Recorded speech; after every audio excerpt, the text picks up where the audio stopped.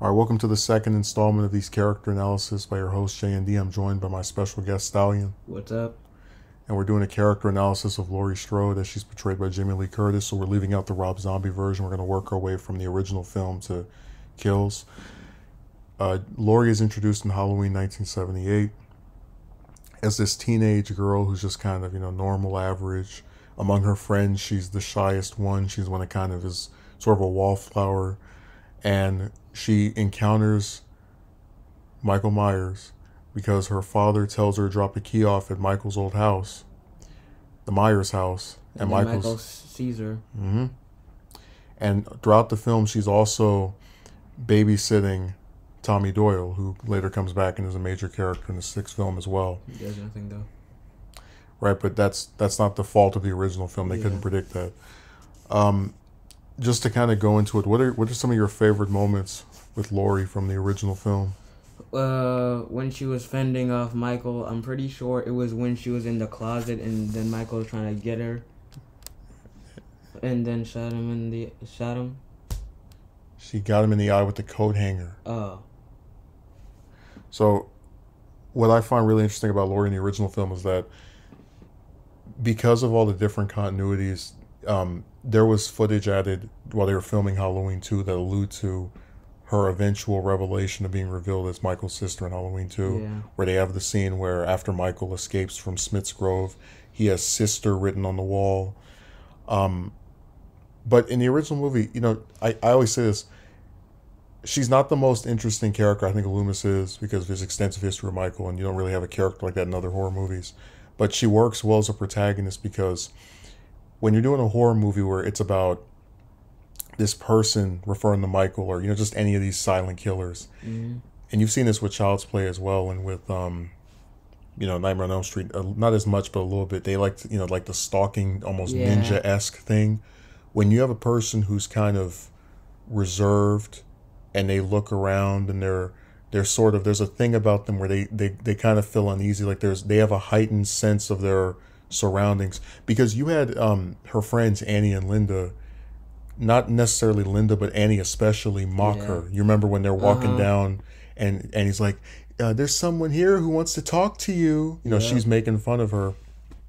But throughout the whole movie, Laurie is paranoid about Michael because of seeing him when she's in the classroom. She looks Yeah. outside and he's watching her, Just staring at her. and then when she's at home, she looks outside and there's And there, he's there. which is kind of ironic because if you remember when Tommy kept saying, oh, I saw the boogeyman outside.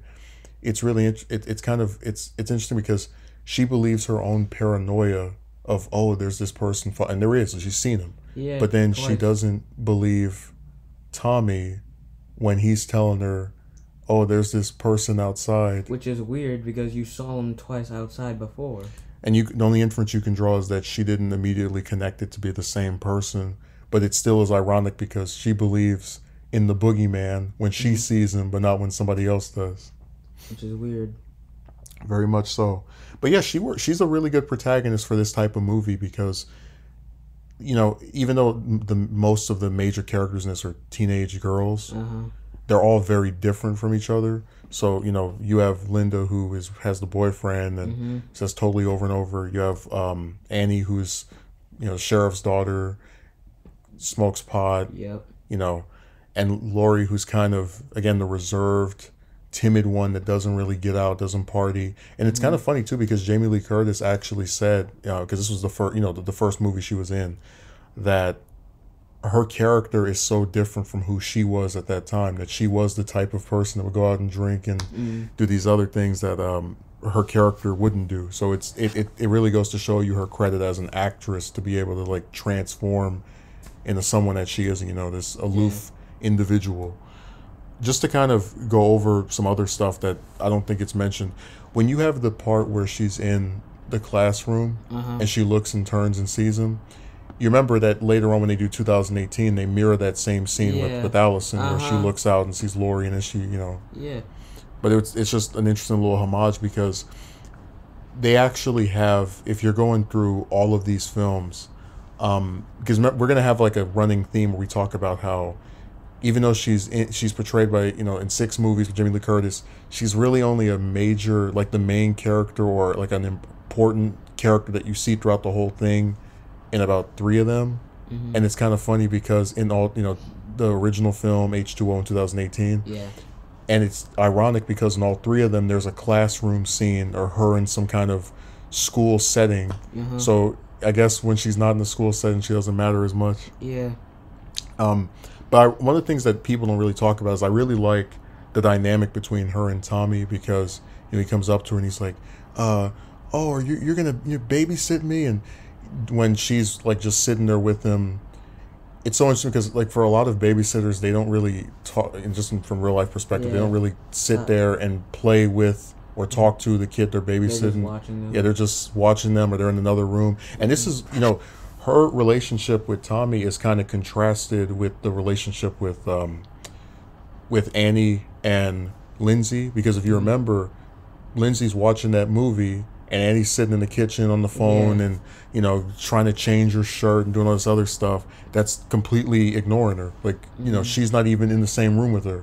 Whereas you see with Tommy and Laurie, they're talking to each other. She's talking about the comics Radioactive Man, all these other different books that he had. And it's really kind of funny because when you get to that night segment, you don't really see, the only time you see Laurie away from Tommy is when she goes to the Wallace house and finds the bodies of her friends, which, by the way, that's another thing that originates a big trope in Halloween, just like not even just Halloween, but in different slasher series, where the main character, at least one of them, will go and find the bodies of all the people the killer's taken out. If you remember, the same thing happens in Halloween 4, where after Michael just mows down everybody in the sheriff's house, Rachel finds the different corpses. So that's a thing that Halloween does, where they just have different people's bodies get discovered by whoever the main person is. Yeah, like the main character. And one of the scariest scenes, I think, in any horror movie still, is when she walks up those stairs and she's like, she opens that thing and you see Linda in there, and then you have Annie laying on the bed with the tombstone right behind her. And then after all of this, as she's standing right there, and you remember, you see Michael starting to peer out in that corner in that darkness, and cut right at her arm, have her fall off the top floor. That was crazy. Yeah, and that's because, again, when you have like Halloween, I think I tell you before, I think people pretend it's so much better than its sequels, which I don't agree with. But one of the few things you have to remember when you just contextualize stuff is that in 1978, you don't have Jason, you don't have any of these other silent antagonists. So that back then was pretty new. The formula of like this killer who won't say anything but will sit in corners. And like I said, one of the reasons that movie was scary was because of how realistic it was, up until the ending where Loomis shoots him and he, does complete ridiculous stuff. But all the stuff Michael does in that film, where he's driving around, where he's sneaking around bushes, this is all stuff somebody can do in real life. Besides get shot 6 times. Right, but that's why I said Michael in the first movie is the most human he is in any of those. Everything he does, because you notice he only will go after someone if it's one person by themselves. People do that in real life all the time. They get you alone and they come after you.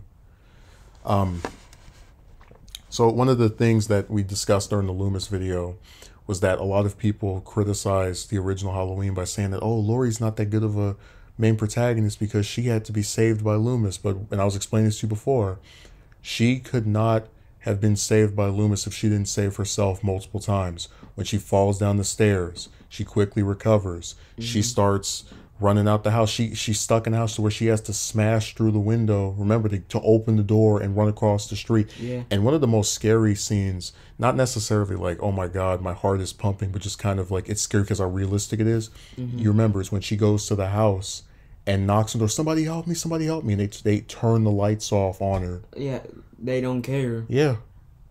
They think it's like a prank, but it isn't. No, there's a lot of people, so one of the things that has been discovered is that it's a phenomenon where the more people who see something screwed up happening, the less likely they are to get involved. So for example, if one person like Loomis sees Laurie getting attacked, he's more inclined to get involved than a crowd of people who see Laurie getting attacked because they're assuming, oh, okay, well, somebody else will jump in. I don't have to.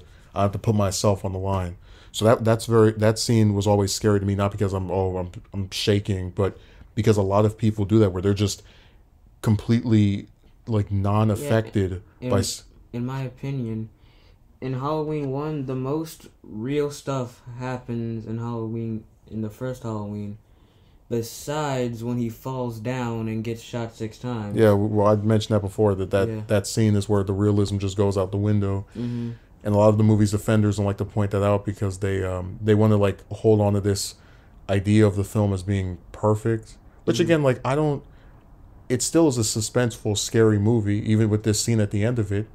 But I don't get how you say this movie's so realistic and the other ones can't are making them super like that's supernatural. That ending is completely supernatural. No one can get shot that many times, just get up and walk like nothing happened.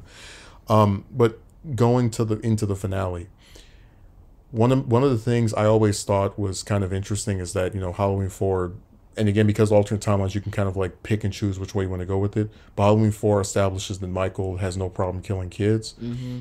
I don't believe in the first movie that he would have, if he had killed Laurie, killed Tommy and Lindsay, because he has multiple chances to go after them and he never does. Like when he sees Tommy walking by himself.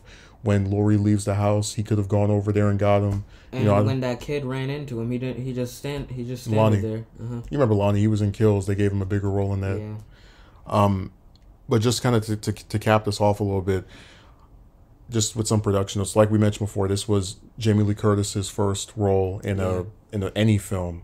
She got cast because her mother played Janet Leigh. She played the character in Psycho. Deborah Hill thought it would be like good.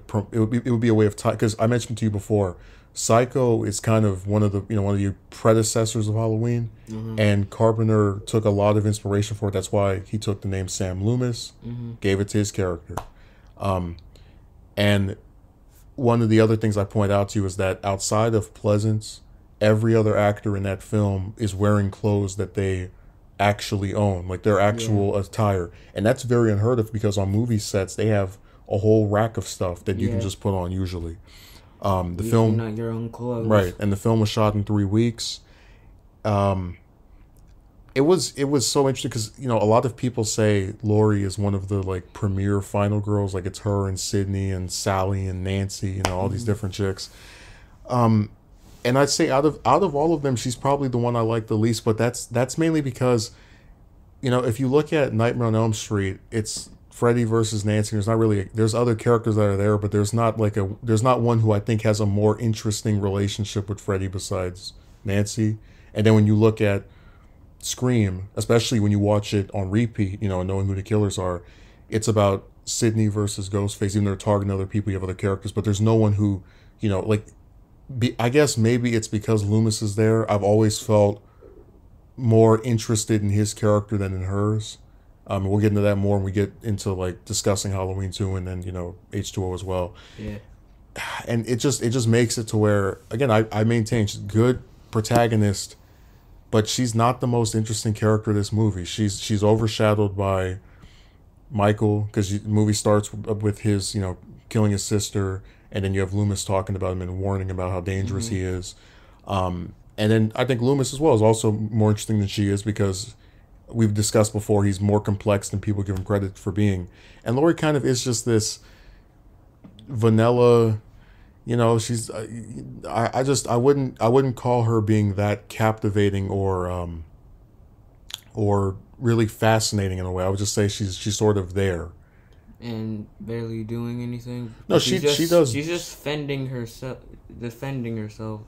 Well, the thing is, the film gives her a pretty solid arc where she's again different from her peers because she notices Michael in ways that the other ones don't. Because remember, Tommy doesn't start noticing him until Halloween night when he sees him outside. Yeah. So they make her different enough to where she's not just a character who has no personality, you don't know anything about her. But what I'm saying to you is, in comparison with those two, I think she's the least interesting. And that's something that some of the sequels rectify a little bit, but not entirely.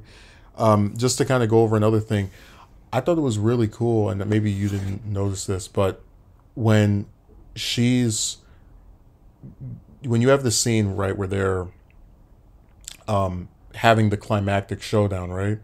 You have a battle that gradually moves around. So first he cuts her, right, and she falls off the stairs. It's at the Wallace house.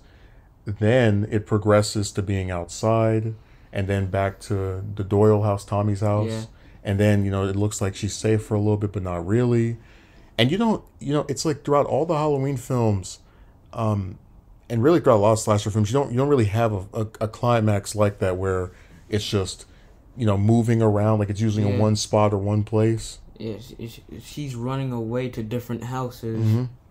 And that's one of the things that's one of the few parts I thought was really interesting about her character, that she becomes progressively more brave throughout that encounter with him, because she realizes that there's no one to defend her, and she's got these two kids who definitely can't defend themselves. And that like, she's not a character I dislike in the first movie, because she has redeeming qualities. She cares about Tommy and Lindsay even above herself, why she wants to protect them, warns them to leave the house. And it looks like she's saved the day, right? When she stabs Michael in the eye and he falls down. But remember, another classic shot when she's turned around and she's peering out that door, and he gets back up and he tilts his head, and then he starts grabbing and reaching for her. And it's another thing I thought was interesting is that apparently, because I don't like to talk about power levels, we're not doing any of that crap, but if you notice, she has.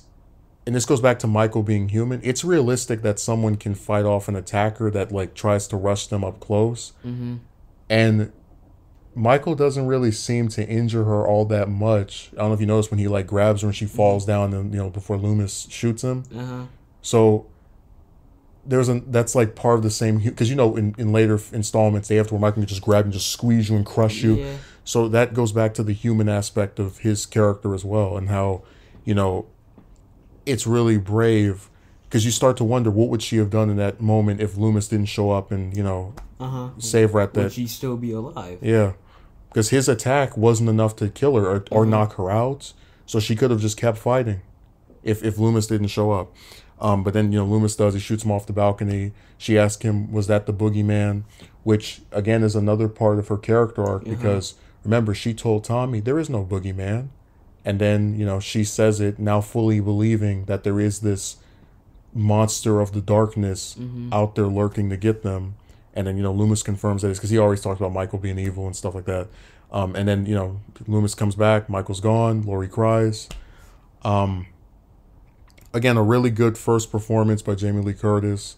Decent character, but I've never had the same infatuation with her that other people do. And we'll get, again, more into that when we start discussing, going over to Halloween 2 now. So in Halloween 2, and we've been over this before, she is admitted to Haddonfield Hospital. There, she has these, like, visions about visiting her brother. And then Loomis is just on this journey looking for Michael. Still, because it's the same night, right? It takes place same night, and then during this journey, as he's being taken out of the city, because him being there is considered this thing that's going to make people more afraid and terrorized. He discovers, thanks to the nurse, that Laurie is Michael's sister, and then he rushes back to the hospital where Laurie and Michael have finally encountered each other, and they have the three of them go into the room. We've been over this, but. What is your favorite moment with Laurie in Halloween 2? I'd say when she tries to get in the car, but all the tire is flat. And then when she tries running away and her leg is hurt. Yeah. So one of the things I find really interesting is that, like I said before, she's indisputably the main character of the first film. The one that gets most screen time. Michael's pursuing her, all of that. But with the second film, she is more a plot device than a character. So, for example... I'm pretty sure she gets less screen time than the first one. Yes. Yeah. She gets less screen time than both Michael and Loomis. So, what I was going to explain to you is that a plot device is something that's in the story for the purpose of it happening. So, by Carpenter, and he's the one who said Halloween 2 is the abomination, even though he's the one who wrote it. That shows you how smart he is. But with Carpenter making the decision to have her be Michael's sister, he made it to where she has to be in this movie and she has to be the person that Michael chases again because now we know his motive.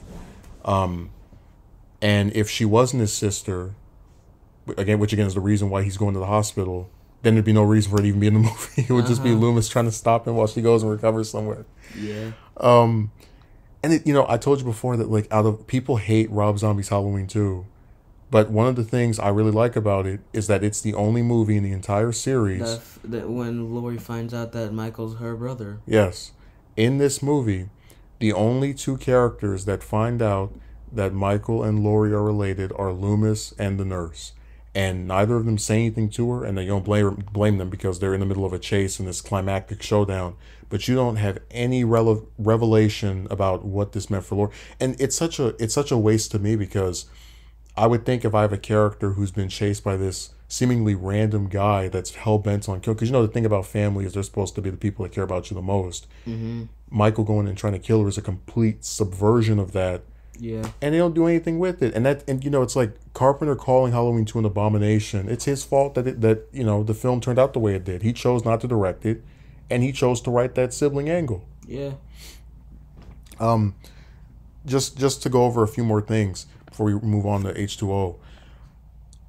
The chase in the hospital is really good because it starts off already scary where, she turns back and she sees the nurse and then Michael stabs her in the back and lifts her up to have her fall. And then he begins pursuing her. And because of Laurie's injuries from the first movie, she can't run as fast. So it's even more heart-racing. Yeah, because, there's a thing about the classic monster movies where the monster walks while people run and it somehow always catches up to them. Got that extra speed. Right, but it makes even more sense here because those injuries have taken a toll on her. See, that's why I get more irritated with kills. But, again, when Halloween 2 came out, it didn't have something it could base itself off of as to not repeat the mistakes of. So I give it, I'm more lenient toward it. And like I said, Halloween 2 has a whole bunch of positives. Again, the more screen time for Loomis, all the stuff with Michael in the hospital is, good. So this isn't a direct shot at the film, but Laurie is easily, out of those three characters, she's the weakest part of it by far. Just to go over some more stuff, I told you before, Jamie Lee Curtis is wearing a wig in that movie because she cut her hair short in between the years of that film. Was her hair brown? Yes. Dark brown.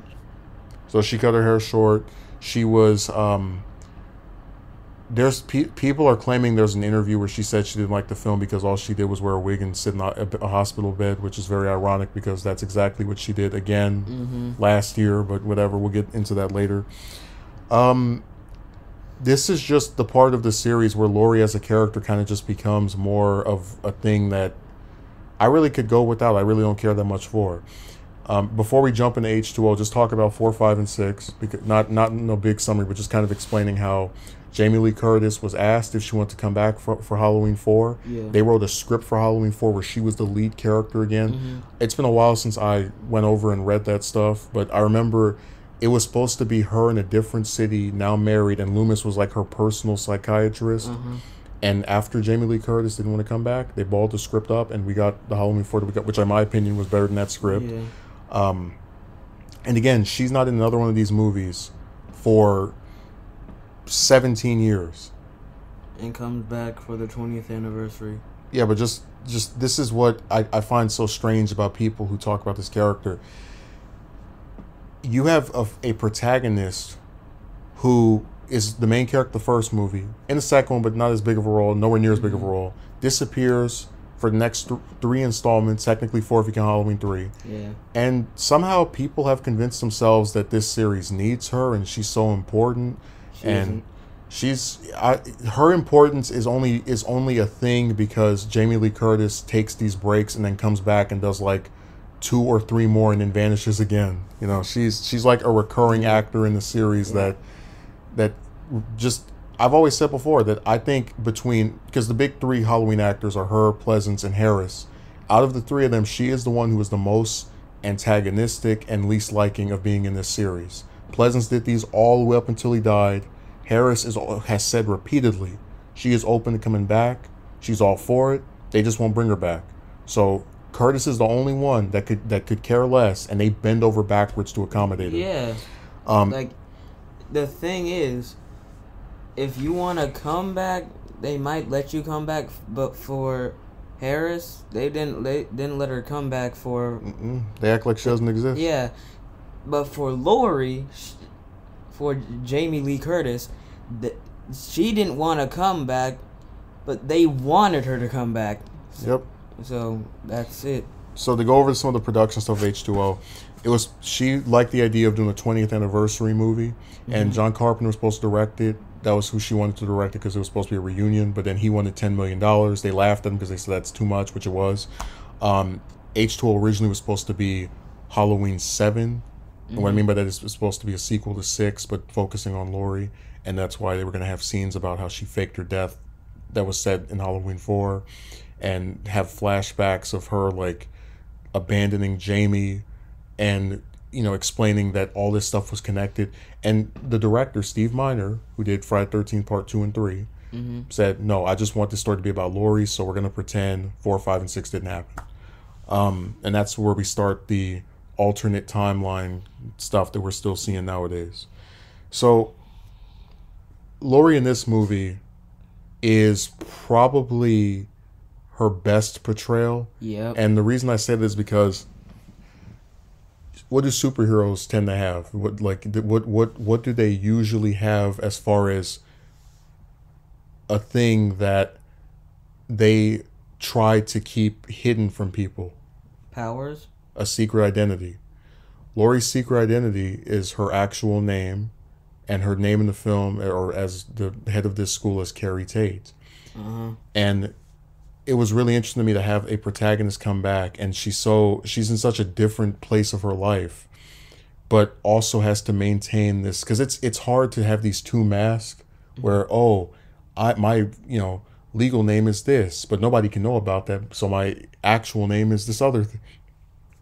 And a lot of people love the portrayal of 2018 movie, but I just prefer the H2O one because it's just a much more nuanced character who actually has something to lose if people find out about this stuff, or at least think she does. And I have to say, she's easily the best part of the film. I would say all the other characters in the movie are underdeveloped, as in we don't really know much about them. Even her son, we barely know anything about. The only thing we know about him is that he was born a few years after or like just within that same period of her faking her death, and he's like the only person besides her who knows at the start of the film that she faked her death. Because if you remember, the only two people that knew when she did it were the nurse and Loomis, and they're both deceased by the time H2O starts up because Michael kills the nurse at the start of H2O. God, it's so interesting just to have her be this person who's an alcoholic, because a lot of people, and you've started seeing this with some other stuff, when they're depressed, they drink their problems away. She has PTSD. She has these nightmares about Michael. Remember, she has the vision where she sees him and then he's not there.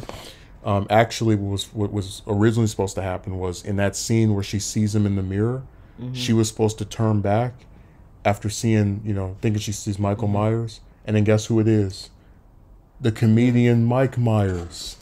No way. But they couldn't get him to film a cameo, so it fell through, because that's a joke that people have about Mike Myers and Michael Myers. I don't even know how to just explain it. It's such, well, I guess I explained it a little bit earlier, but again, the dual identity thing is interesting. The alcoholism, the PTSD, like a war veteran.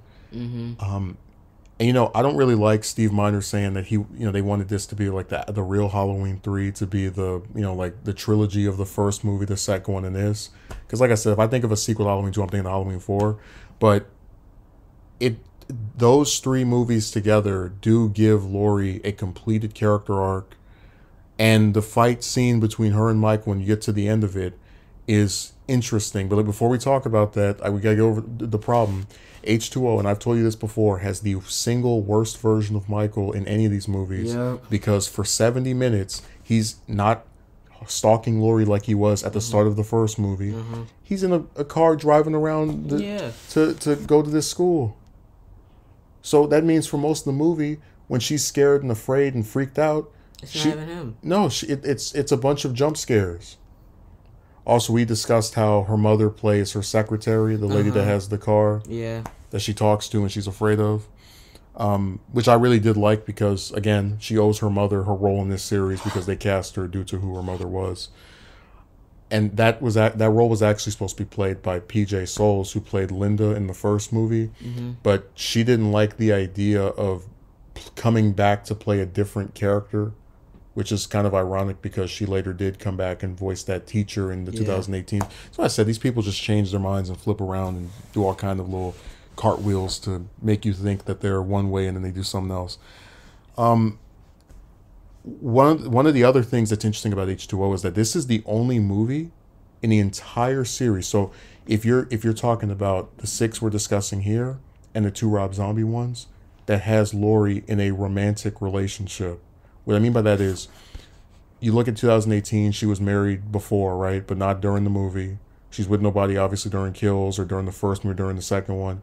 This is the only film in the entire franchise that has her with someone. And it's this psychiatrist guy who is like, she tells him about what happened to her and he doesn't care. And he's like, oh, take your clothes off, just all this garbage. And it's really sad, too, because one of the things I've always found, and again, people have different things they like about horror movies. One of the things I always thought was interesting is that a lot of times when people are affected by something from their past, it is interesting to see how it plays out in a relationship with that person, whether it's platonic or romantic, because some people will tell you at the start of your relationship with them, hey, this happened to me. Some people, you have to discover it.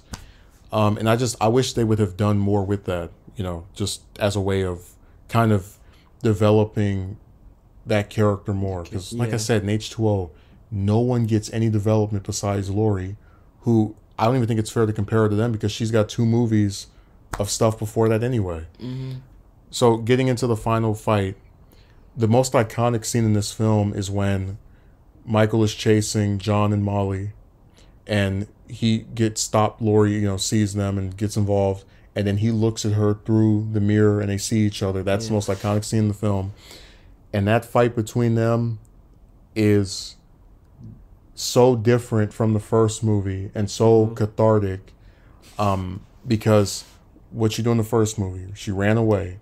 In H2O, there is no running. Yeah, she came back, started to fight this guy.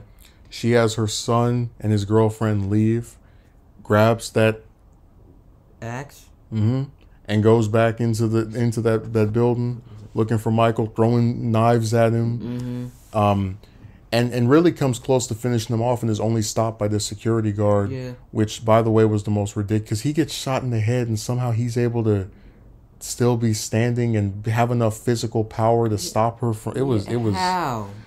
It was weird. Remember, this is the movie that everybody was saying was the best film since the original when it came out. It didn't make any sense. But another good part of this film is that after this fight that really is, again, if you watch the first movie, the second one, I don't ever do it. I just watch first one, second one, fourth one, fifth one, and then sometimes this.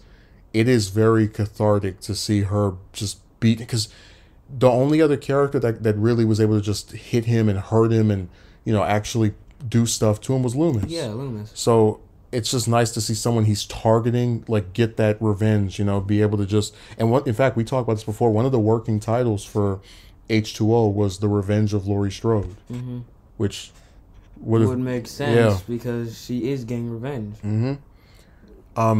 After they have this fight and it looks like he's getting transported by the paramedics, you remember she takes a hold of their car, and because she's smart to the fact that Michael pretends to be knocked out, or maybe he is knocked out, but he gets back up, kills who's ever there, and then it starts over again. And remember, when she sees him getting up, she slams on the brake of that car, and he smashes all the way through. And then she runs him over. And again, this is her taking complete command of this. She's been preparing for him for years, all this time, and it's paying off. He extends his hand to try and get some help, and what does she do? Slice his head off. And remember, Jamie Lee Curtis said to her, this was the true ending to Laurie's story. This was a cathartic scene. This was something that people didn't expect. this is something that convinced people that Halloween was over. There'd be no Yeah. more movies. Even though, like I said, they could make more movies after this. They could just have a different killer. Timeline or the different Well, killer. remember, they're obsessed with Michael, but if they wanted to, they could have done an eighth movie where, oh my God, now everybody knows that she's Laurie Strode, and hey, there's a copycat killer. There's some other person trying to get her. Oh yeah. But remember, they're obsessed with Michael. We have to have him as the killer in every single film. You know, we could never do a movie without the character who has no personality. I mean, that's crazy talk. So Mustafa Akkad, now you remember him, right? He was the only person that was involved with the first 8 Halloween movies, with all 8 of them, from the first one to Resurrection. He had a clause where Michael could not legally be killed off. This is why in Halloween 4, you know, you don't really see a body. You just see them throw dynamite at him. Halloween 5, you already know he's alive at the end of that. It's always some ambiguous end because they want to keep doing sequels. They want to just keep it going, keep it going. It's so frustrating because that conclusion, you know, we talked about like some of the best endings of the series are, you know, the first movie, the second one, and the fourth one, right? And then this one, because the second one's ending is good because of how it feels like there's nothing that come after, so you just see the second movie without seeing the other ones. You know, Yeah. they both, this big explosion, he's taken out by that. Fourth one is the continued, we're not going to say what it is because we'll get into that in the Jamie video, the continued presence of evil, right? Evil never dies. The seventh one, this woman that has spent 20 years both in real life, because remember, H2O came out 20 years after the first movie, and in the story being like, remember, she only knew Michael for one night, and he has been plaguing her mind for 20 years, and she finally meets him again, and she's fully prepared to take him out, and she does it. She chops his head off, ends the evil. The nightmare is over. Remember, there's no Cult of Thorn. Nope. There's no stupid weird doctor that's actually evil Sartain. You know, no Man in Black. All these other forces aren't there. So the only singular bizarre presence of evil has been decimated. It's gone. down. It's been destroyed. And it's such a cathartic conclusion that really, again, a lot of people like to pretend, and I've seen this with people, they say, oh, I'd only watch the first one, second one, and H2O. It's like, I wish that timeline was just those 3 movies, because Yeah. I'd have a lot more favorable view of it. I could say, okay, you know what? H2O has no characters with development besides Laurie, but it's got a good ending for her. It serves as like a good conclusion to her character arc. They didn't piss on it. You know, I could say this is good. And it's so frustrating that ending, when they made it, right? They knew that they were going to retcon it with the next movie. Not with an alternate time, which they should have done if they wanted to keep doing Michael stuff. But with this ridiculous, you know, oh, he switched clothes with the paramedic. How does that make sense, though? It doesn't, but let me also tell you Was this. there an extra person in the car with them? Again, I don't even understand, but here's the part that gets me. Jamie Lee Curtis found out about this while they were filming the movie and got so upset she wanted to just stop even working on it. But she consented to it because, again, it was already in contract, and because it would get the audience to believe, okay, Michael is actually now dead, which a lot of people believe when they saw H2O. They thought it was the conclusion. And that's another thing, these horror series, like, you know, not just on to talk about Laurie, but a lot of these horror series like to pull the thing of, oh, this is the last movie. Remember, Nightmare on Elm Street 6, supposed to be the last one. Actually, if you think about it, the third one's supposed to be the last one too. But wasn't.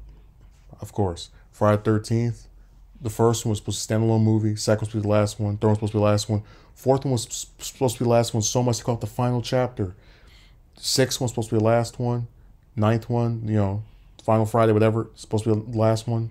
It just kept going. So H2O continues this thing of making it look like, and to H2O's credit, it never said it was the final one, like in any of the marketing stuff, or it's just when you watch the movie when it came out in '98, it's like where do you go from here? Because you know they're not going to make films without Michael because they are obsessed with him. But it just had such a conclusive ending. Like there was nothing there for a sequel, and that's how people felt about Halloween 2, where it gets blown up in this explosion, right? People thought, even Carpenter, Halloween 2 was going to be the last one with Michael, and it's going to be a bunch of new stories, and it wasn't. And it was like history was literally repeating itself almost 20 years, like, as H2O was, Halloween 2 wasn't 20 years old yet, but was repeating itself years and years later with the same thing where it looks like it's the end, but it's not. Nope. But yeah, Laurie in H2O is really good. I love this portrayal of her.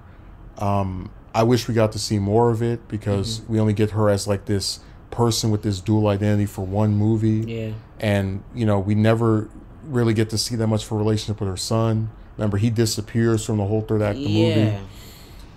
It's sad. And I don't even think he's mentioned in Resurrection. Apparently, I'd have to go. No, he's not said. They don't say his name. I know that, but there's no reason to because, after she gets taken out, there's nothing there. But anyways, just talk about Resurrection for like 2 seconds. In Resurrection, it's revealed that the paramedic that she was killed instead of Michael, and she's pretending to be in this comatose state while she's in this mental ward, which is really ironic because that's where Michael was. So now she's there in his place. Michael comes to kill her. She's prepared for him, but then she isn't because when she gets him hooked up, she stupidly goes to try and take his mask off. She's like, I want to make sure it's not a paramedic again, even though why would a paramedic come to try and kill you?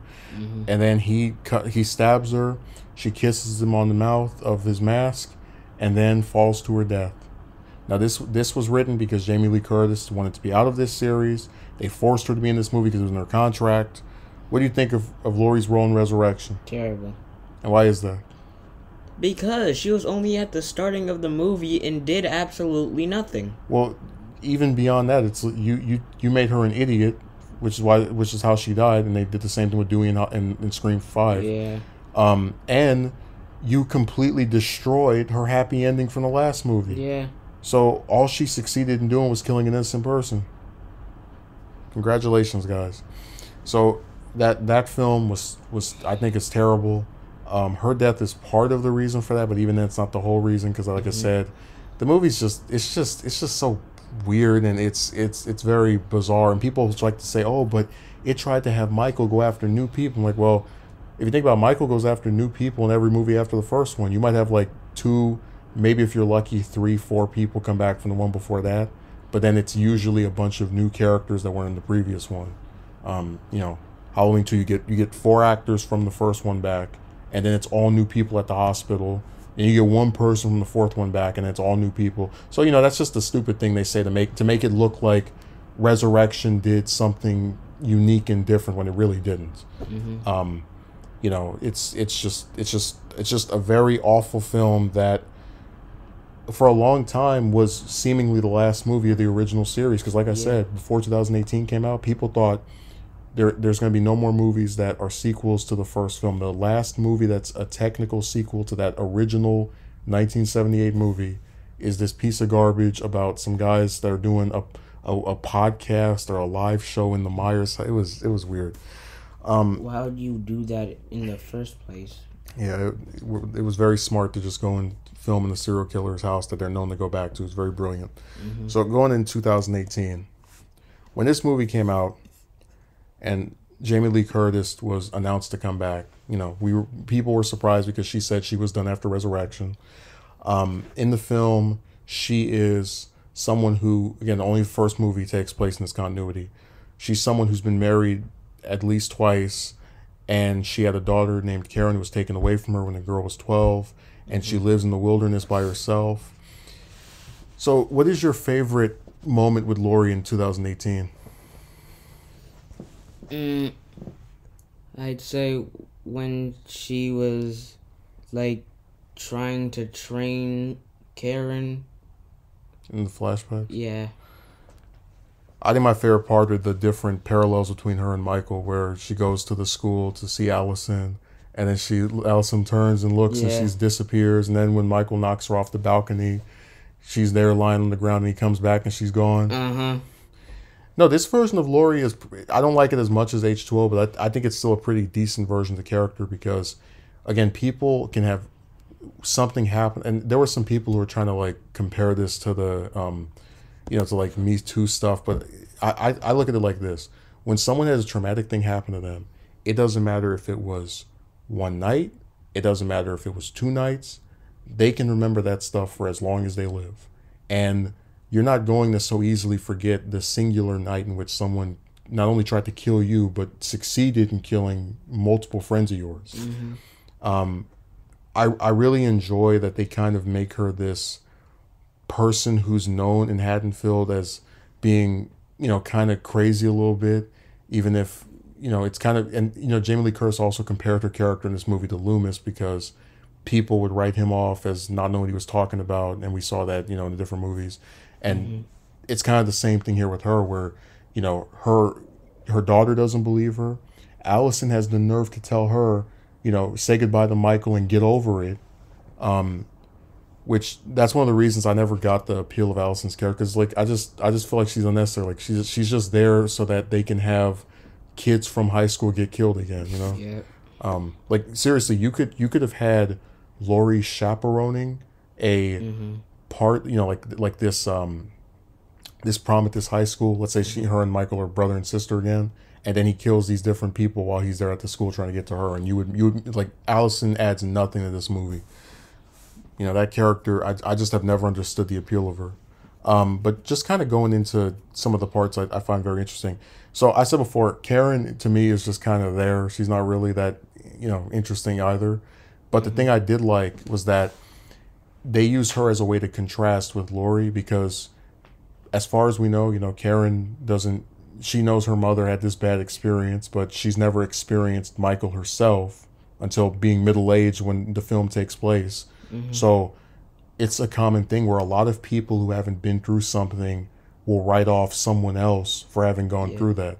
And it's really interesting also her relationship with Hawkins, the deputy, because he is stated, and we find this out in Kills, but it's just when 2018 came out, we didn't know about this. It's said that he's the one that stopped Loomis from killing Michael. This puts him at complete odds with Laurie and with Loomis because they want him dead, right? And he's also another interesting parallel with Laurie because she's a person who wants Michael dead that doesn't, is not part of law enforcement. He's a person that wants Michael at least, captured, but doesn't go outside the means of the law to do it. And it's so, the one thing I've liked about this film over H2O is that I think a lot of the characters that are in it do service Laurie in a way. Just to kind of briefly talk about Sartain, your favorite doctor besides Loomis. No. Well, it was a joke. But one thing I think was interesting about him is that Laurie calls him the new Loomis. And then, you obviously have what happens where he stabs Hawkins, takes the car. What's really unique about this is that the film tries to set him up as the person that knows Michael for years better than anybody else, right? And then it's actually Laurie that is the one that knows Michael better than anyone else, that's around in the story anyway. So they're you have one character who it looks like is going to be the Loomis successor, but then it actually is her. Even if I still, remember I told you before, and we said this in the Loomis video, these other characters don't work as a stand-in for him because they only met him one time on one night, whereas Loomis was with him for years and saw him regularly at least. So it's always something where it's like, if you guys say so. But the climax of this film, I think, is much better than the one in H2O. Because you have her fighting him, shooting off his fingers. Even if, like I said, I do think it's unrealistic that because I always explain that when you had the encounters between Loomis and Michael, there wasn't a thing where it's like, oh, Loomis just punched Michael or Loomis is fighting him fist to fist. It's always he's using a weapon and he's away from him. It's They're both usually using weapons. It's not usually a fist fight. Right, but I'm saying that this fight was harder for me to suspend my disbelief with because, you look at the H2O fight, she's throwing stuff at him, she's using a weapon. It's harder for me to believe this old lady can fight this supernatural, and they try to say he's not supernatural, but he is because of the stuff we see him do. It's just harder for me to believe that she could do the stuff that's... But again, I'd let it slide because it looks nice. Because she's not as young as she used to be. But also the stuff they have her doing. They have her engaging in fist-to-fist combat with Michael, and I don't buy it. I do like the climax where she says, happy Halloween, Michael, and then he gets trapped inside of there and it burns up. Because remember, when this movie came out, we didn't know there'd be 2 sequels to it. It looked like it was the last film. It was the highest grossing film, right? And it still is the highest grossing one, which I think there were a lot of different reasons for that, but whatever. But I truly believe the version of Laurie in this film is good, is decent. I'd say interesting. I don't find it as interesting as the H2O one because I feel like when people have something to hide or something to lose, right? They're more interesting. Like Laurie in H2O has to keep this thing that happened to her a secret because she doesn't want, the fallout of it, right? 2018 Laurie is like, yeah, this happened to me. Yep. So what? Yeah.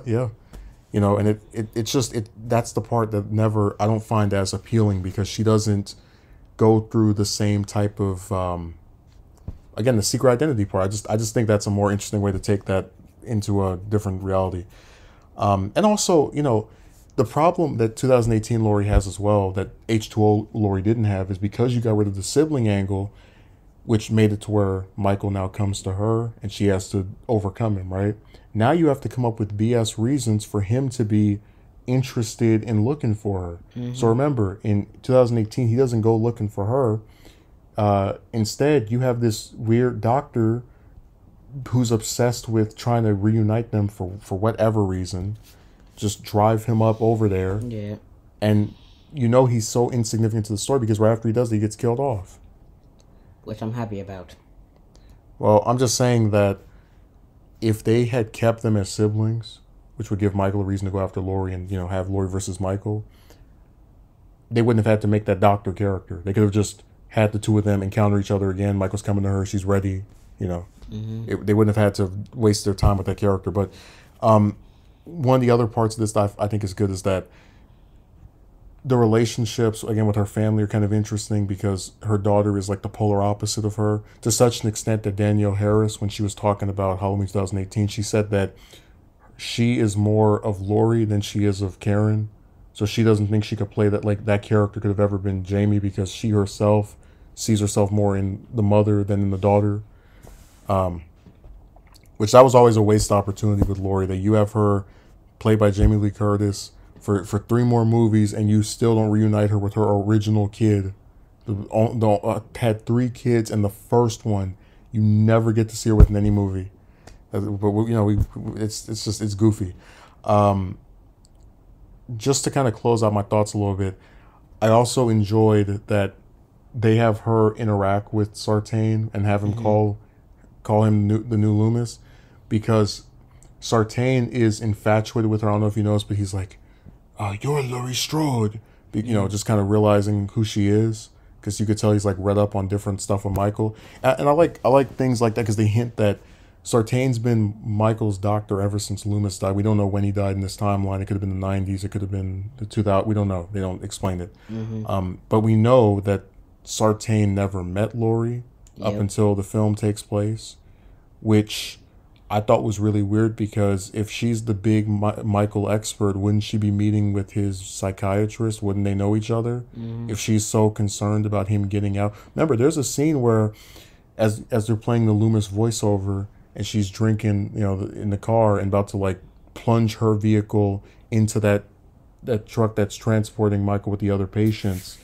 They have this thing where it's clearly established she knows about Michael, even though he's not on the loose. Like she knows about the different stuff that's happening with him at Smith's Grove. She knows he's being transferred. So it just always seems so weird to me that this guy's been Michael's doctor for, let's say, at least 10 years, right? Maybe even longer than that. And you never think to speak to him. You've never met him, really? I just thought that was weird. Which is crazy. Yeah. But that's why I said Sartain was just made because they got rid of the sibling angle and they needed some reason. Because you notice that in this movie, characters have this weird obsession with, Michael saying something, like they want him to speak for some reason. Yeah. So he doesn't speak at all. Nope, he just kills him. But what I think is interesting is that, like, if they had the sibling angle, and they gave him, which, by the way, what is your opinion on getting rid of the sibling angle? Do you like it, dislike it? Dislike it. Why is that? Because only isn't the 2018 timeline only have the first first movie? movie. Yeah. So they don't know if they're brother or sister or not. No, they know that they're not because they wrote out. So remember in the second film, it's revealed that they are. Yeah. The events of the second film never happened, so they can go with the continuity of the first one and say, oh, Laurie was always her real name. She was never adopted. She's not Cynthia Myers. So we do know they're not brother and sister. I was asking you why you didn't like that they weren't. Because what would be the point of Michael coming after her? Yeah. Well, that's why I was saying that I don't like them getting rid of the sibling angle because they're trying to have their cake and eat it too. If you want to pretend, because they say in Kills, oh, Laurie is nothing to Michael, she's not important to him, then why did you feel the need to sign Jamie Lee Curtis up for another trilogy of movies? If this character means nothing, why is she the one we're following and spend the most time with in this film? Yeah. Why is she the one that, has the big conclusive battle with Michael at the end? It's like, it's weird. That's why I said that people give Blumhouse so much credit. They're like, they revitalized Halloween. But their revitalization contradicts itself, and in a lot of cases doesn't even make any sense. If Laurie is so insignificant, why are we following her? Why is she the person that the writers have chosen to bring back for not one, not two, but three movies, and to be the person that Michael fights in the climax? Because she's gonna fight him in ends as well, right? So I just don't get how that your belief system is she's a nobody, she's just another old person, but so much of your narrative is about her. She's like, if you look at this specific timeline, first movie 2018, Kills and ends as well. The only character that's in all four of these movies besides Michael is Laurie. Right. So I don't understand how you try to say she's just anybody, and you don't. And what's so sad, right, is that all they had to do was just make it to where if they really wanted her to lean into the Loomis type role, if they really wanted to push that, right, they could have had her become Michael's psychiatrist. Yeah. They could have had her be the person he's like not trying to kill, that he's specifically not targeting, and then she's the one who is trying to do whatever it takes to stop his, even if she has to die with him. Wouldn't it have been way more interesting than, well, we're just going to have her out in the forest and then he's chasing her granddaughter because he feels like it, and then it's just I'm just saying that there was a way they could have done this, and I don't think they did it, because you had no reason to make Sartain. You could have just had her be the new psychiatrist. She would have been young enough to take over for Loomis, and then she's the person that now goes out and stops him from killing people, or at least tries to. It's just it's a really bizarre choice for this series. And like I said, I don't really like the 2018 timeline just as a story, because I think it's weird to have a first movie and then a sequel that's 40 years later. Like, who does that? But why would he wait 40 years? Yeah, we also talked about this. The 2018 and Kills contradict each other. In 2018, they make fun of the fact that people are so traumatized over a guy killing a couple of people on Halloween night. But then in Kills, you're like, he's haunted this town for 40 years. Evil dies tonight. All that garbage. It doesn't. Dies tonight, didn't die at all. Right, but in 2018, they downplay the impact of his killings, because 4 people isn't that many. But then in Kills, they talk about how the town's been so disturbed. Because one of the appeals 2018 for me was that Laurie, as a singular individual who had this very personal and dangerous encounter with Michael, is affected by more than other people. That makes sense. What doesn't make sense is to then make the next movie have everybody talking like her and saying he's so evil. It's like, you guys just said in the previous movie she acts like this because she was the only person who had this type of encounter with him. Now everybody is talking like this and doing the same stuff.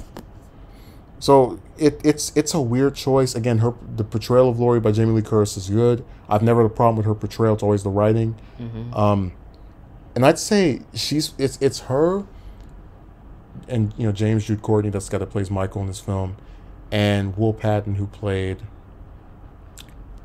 the deputy Hawkins, who I think give the best performances in the film. Hawkins is my favorite character in Kills because of the elaborate backstory stuff they give him, but I really like how he has this kind of warm, authoritative presence, and he's not a jerk. He's a nice guy that just wants to protect his town that's been through a lot. That's why when Laurie says, "I prayed that Michael would escape," and he's like, "What the hell did you do that for?" And then she says, "So I come." He's like, "Well, that was a stupid thing to pray for," because he values people and cares about regular civilians. And I just think I wish they had used him more in Kills. We're about to get into that. So, because doing one movie that takes place the same night and has Laurie in the hospital wasn't enough, we get Halloween Kills, where it takes place the same night as 2018, and Laurie's in the hospital again. Now, do you have a favorite part of Laurie in this movie? When she tries helping, I forgot his name. I think they showed it, but the guy that was being chased at the hospital. So, Halloween is it can be so irritating, especially after the fifth movie for me. But what I think is really interesting is that you have this character, because there were people that were defending this movie, right? Because you gotta understand that a lot of people are not like me, and what I mean by that is there are a lot of people who, when they saw Halloween 2018, they had never seen any of the other ones. Like, they've never seen the first one, they've never seen any of the ones in between then. And you even had the one crazy broad that I did the video on who she'd only seen the first Scream but was going to see the fifth one. Just bizarre stuff. But the reason that I bring that up is because you have these people who, when they see a movie like Kills, right? Because Kills is a very derivative film. It's not, I said before, I think it's okay, but it's not like really that great or amazing. It's all right, right? They see a movie like this, and because it's their first Halloween movie, in which this has been a thing that people do where they will defend whatever was their first experience or something, they feel like they have to defend things to such an extent that is ridiculous. There was a chick I met on Discord, terrible website by the way, who was trying to talk up Laurie's character, and she was like, she was great in 2018 and Halloween Kills, and I was like, she didn't do anything in Kills besides lay in a hospital bed, and her response to this was to say, well, what could she do if she's injured? Like, do you not understand that when someone is writing a story, when someone's writing a sequel to another movie, unless they have a specific mandate by a studio, like, hey, this movie has to take place the same day, same week, they can make that movie take place whenever they want. They could have had Kills take place a year later. They could have had Kills take place 6 months later. Yeah. But what I'm saying to you is, this film's portrayal of Laurie is probably the worst in the series besides Resurrection out of any of these films. She could be cut out of this movie and there would be no difference. It would just Michael going around killing people, Tommy and the gang trying to stop Malice and trying to get revenge. Her role in this story, like, listen, I don't like that she sits in the hospital in all of Halloween 2 either, right? But she's there for a reason. If she's not in that movie, Michael has no one to go after, which some people prefer, but she has a plot-specific reason to be in that film. And we do get character development for her because we learn who her brother is. We learn that she was visiting him. So there is different little nuggets, even if it's not as much as I would like, there's still stuff with her. In this film, it's like a complete retread of the previous movie. And it's such a shame because it starts off strong. Like, you see her, let it burn, and she's telling the firefighters they're coming to put out the fire at her compound. And then when she's at the hospital, she believes Michael is dead, right? And then, Karen lies to her, and she tries to get up. She tries to help this guy out. She's injured again. But what's very unfortunate is these scenes are so far, because again, my problem with Kills, it has too many characters, too many different plot lines, not enough attention devoted to certain stuff. The movie has no main character. It's just a bunch of different events going on. And it's so frustrating that you took the person who was the best part of 2018, the one that we spent the most time with, and you've got her sitting in the hospital bed. I told you this before. This is the only movie in the entire series that has Laurie in it, whether it's the first one, second one, H2O Resurrection 2018, the remakes. This is the only one of those 8 movies where Laurie and Michael are in it and don't meet at all. Yep. And that's because she has no role to play in this story and is only there because Jamie Lee Curtis's name is considered, bigger than everybody else. And like this big, even though I don't agree with it, but like this big ticket seller. If they had a line where Karen says, "Oh, I took my mother to the hospital," and they played all the other scenes of this movie, there would be no difference. Because she does nothing. She does nothing but sit around and act as a crutch for Allison and Karen because they're like trying to protect her under some misguided belief that Michael's coming to the hospital when he never does. And it's such a waste of this character because imagine if Kills was set a year later or a couple of months later and now the whole town is like, hey, look, we owe you an apology. You know, you were the one that was right about this guy. We didn't take it seriously, and now we have all these people that died. I mean, Kills had so much potential, and it squandered a lot of it because it took the worst parts of Halloween 2 of having Laurie in the hospital, right, and barely in the story, and combined it with no reason for her to even be there. Which, like I said, this movie, I saw so many reviewers, they took pride in this line about, you know, when Hawkins is talking to Laurie and he's like, it's not about you. Because they're like, oh, I wonder how this is going to play into her character arc in Halloween. It's like, that should have been her arc for this movie. Yeah. You know, like, how pathetic of filmmakers do Blumhouse have to be to where they can take their main character and give her nothing to do in her own story? Imagine if they did a Batman movie where Bruce Wayne's just sitting up in the hospital bed and you got Joker running around destroying stuff and, I don't know, Robin has to save the day. It's like, you know, How is that gonna make sense? But like I said, Halloween 2 is so much better than this film because Laurie has a reason to be there. You've got Loomis, so it's not like there's not an interesting character to be with in the meantime. And you've got Michael at the hospital tying it all together. It's like a race against the clock. You got to see if Loomis can catch Michael before he gets to Laurie. In this, and again, that film has these three major characters, right? This movie has Laurie, Allison, Karen, Lindsay, Tommy, the nurse, Brackett, Michael, obviously, Lonnie's son, you know, Cameron from the previous movie.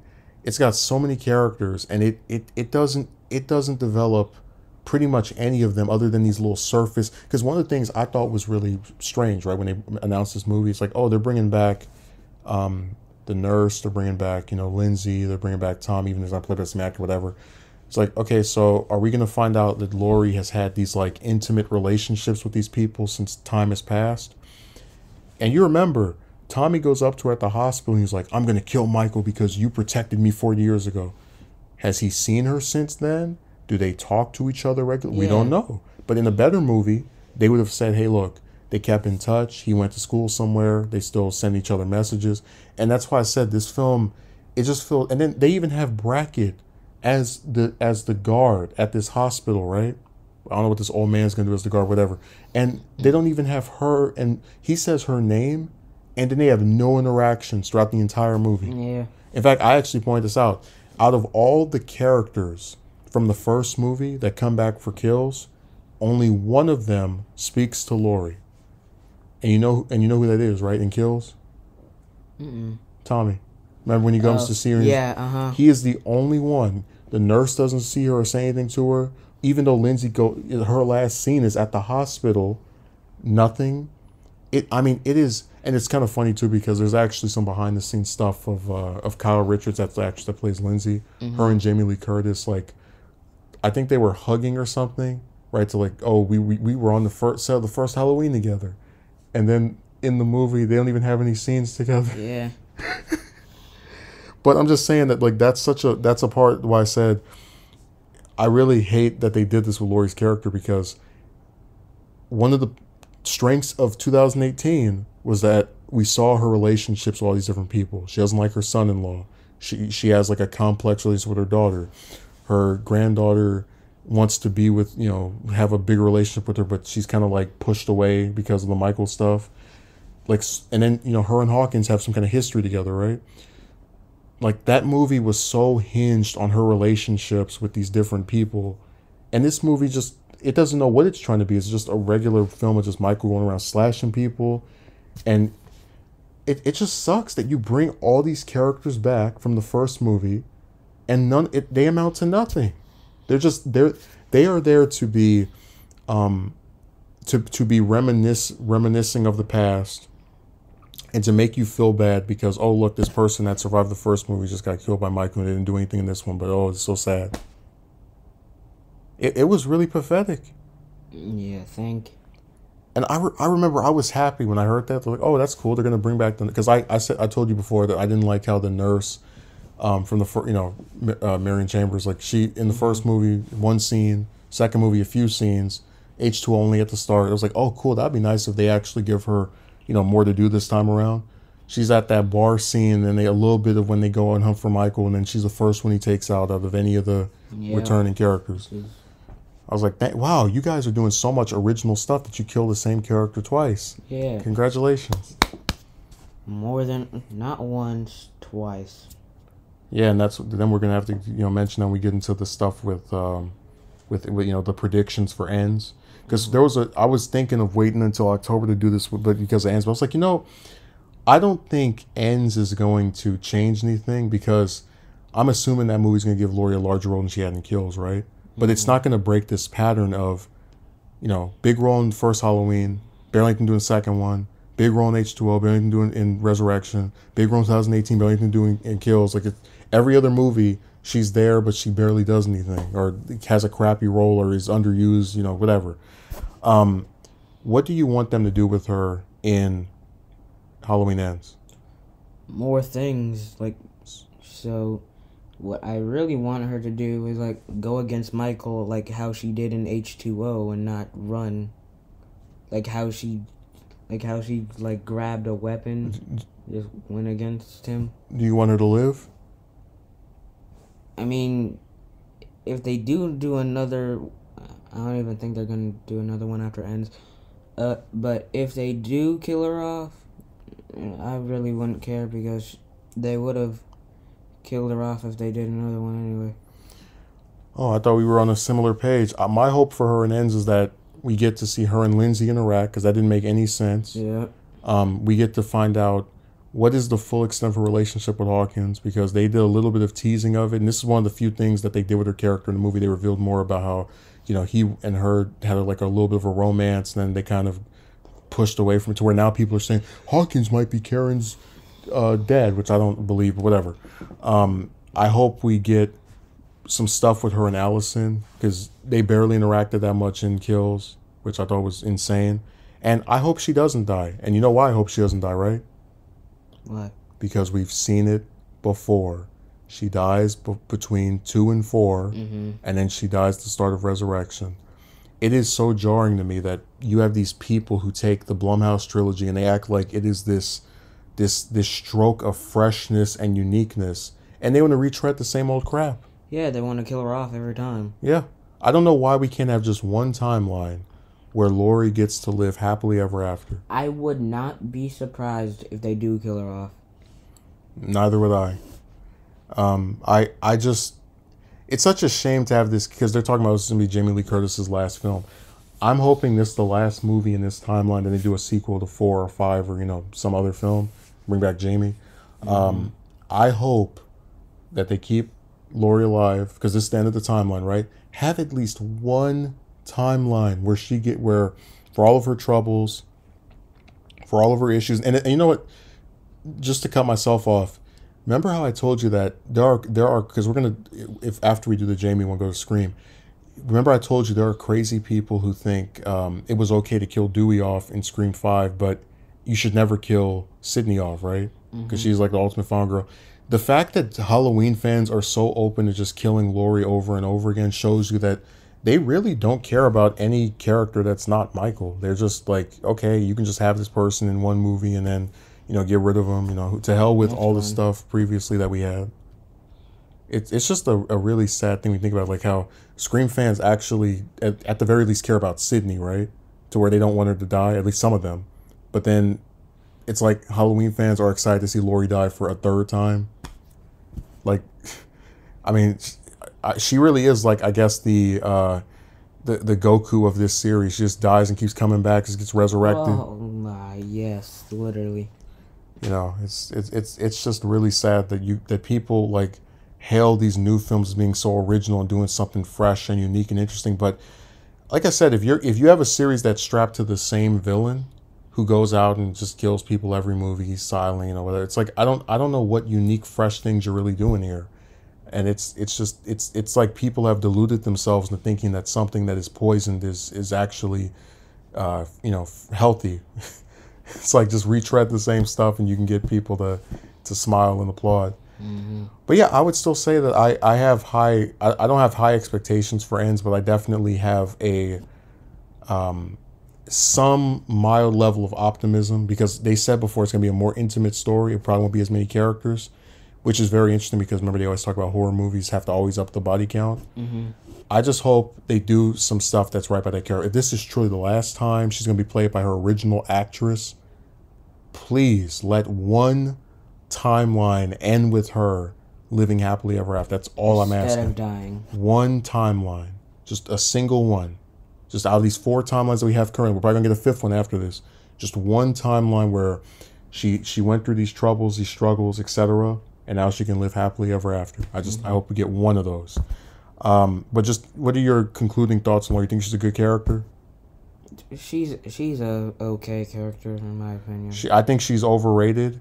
Yes. And I feel the same way about Michael. I don't think she's as overrated as Michael because people are open to moving on without her. Even though, like I said, I don't get why people are so hogtied to Michael. He has no personality. He's just a person that wears a mask that stabs people. You could replace him with Jason and there would be no difference. Yeah. Like I told you before, and you saw this with one of your relatives. Jason is more well known than Michael because he was a big thing in the 80s, and Michael just kind of faded away. So I think she is a decent character who, again, when we were talking about the first movie H2O 2018, used great, but she has this weird problem that no one else in any horror series that I've seen except maybe now Sydney, because remember we talked about Sydney doesn't do that much in Scream 3 and then Big in 4 and then doesn't do that much in 5. It's like maybe she's going on the same road. We don't know. We'll see. I'm not going to see 6, but I'll read the plot summary. She's a decent character who is portrayed well and good sometimes, but a lot of the time she just has this very inconsistent thing about not being used to her full potential and just kind of being there because her actress and her character are considered more important than they actually are. I think Halloween got along very well without her with 4, 5, and 6. I don't think 6 is that good, but that wasn't because she wasn't there. And if she never came back after the second one, I really wouldn't miss much about her. Her entire importance comes from being in the first movie and being saddled with subsequent writers who really don't have a consistent vision of what to do with her because the series is always written by different people. So thanks for listening to this. I'm glad my guest Stallion joined me, and we'll be doing another one of these on Laurie's first, in my opinion, best child, Jamie Lloyd, at some point. Have a good rest of your day, and thanks for listening. Bye, guys.